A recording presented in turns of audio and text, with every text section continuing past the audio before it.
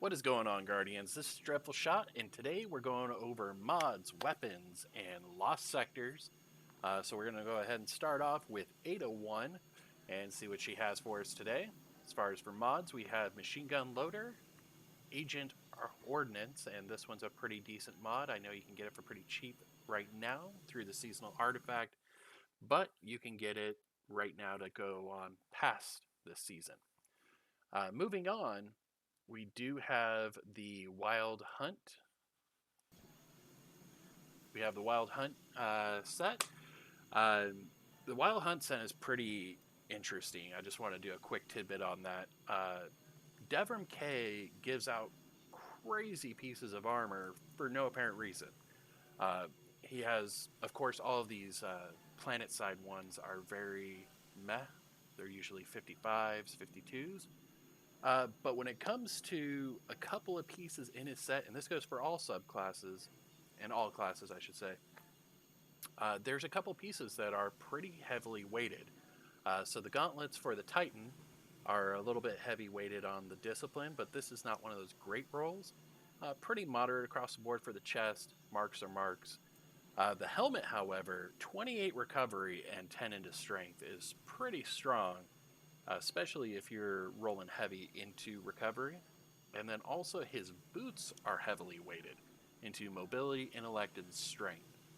So maybe you don't have a build for this right now, but I would recommend grabbing these and just throw them in your vault until you have a use for that. And that goes for Warlock, that goes for Hunter as well, so make sure you take a look.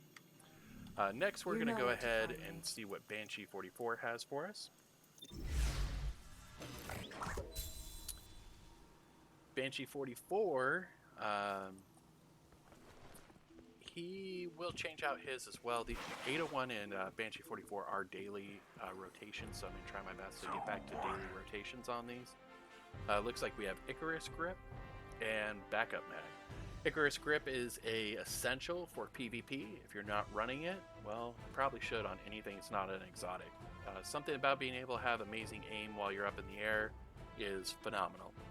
Backup Mag is kind of situational. I hardly ever use it. Long Shadow is a weapon this week, so we have Moving Target, Field Prep, Accurized Rounds, Extended Mag, a Medium Scope, and a Long Range Scope. So this is a pretty decent sniper rifle, so if you don't have a decent one, this is great, especially since you can just simply crouch and get a crazy reload speed. Next is a Lonesome. Kill Clip, Rapid Hit, Accurized Rounds. This is a pretty strong sidearm. I would highly recommend it if you are a sidearm user. If you're not, then go ahead and skip it. Looks like 7th Seraph SMG.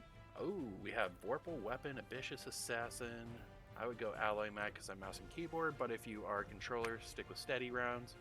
And Arrowhead Break and Hammer Forge. This is a really strong. I mean, the Masterwork is a little lacking, but nothing wrong with reload speed. Something to keep in mind about Vorpal Weapon is it does work on bosses, champions, vehicles, and guardians in their super. I know it doesn't say champions, but it absolutely does. And then it looks like we get Last Perdition. I have so many of these. These drop all the time. We have Snapshot Outlaw, Alloy Mag, and a short zoom and medium zoom scope with a range Masterwork, so nothing wrong with that. Pretty decent across the board, especially with pulse rifles coming up in the meta. We have a grenade launcher. It looked like we had 2 grenade launchers there, actually. First one has Genesis, Snapshot, kind of meh. Proximity mines, spike grenades. I mean, both of these are pretty strong options. And then, I'd probably just stick with linear compensator. You do have a velocity or a blast radius Masterwork, so that can bring up your blast radius a tad once you roll into spike grenades. It's a pretty decent option if you don't have a decent ad clear.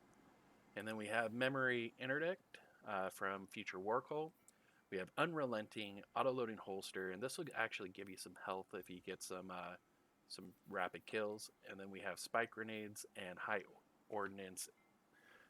Explosive Ordnance, Counter Mass, and Hard Launch. So, once again, Spike Grenades are super strong. High Explosive Ordnance is pretty strong. It has Handling Masterwork, which is not that important on grenade launchers. But let's go ahead and take a look at our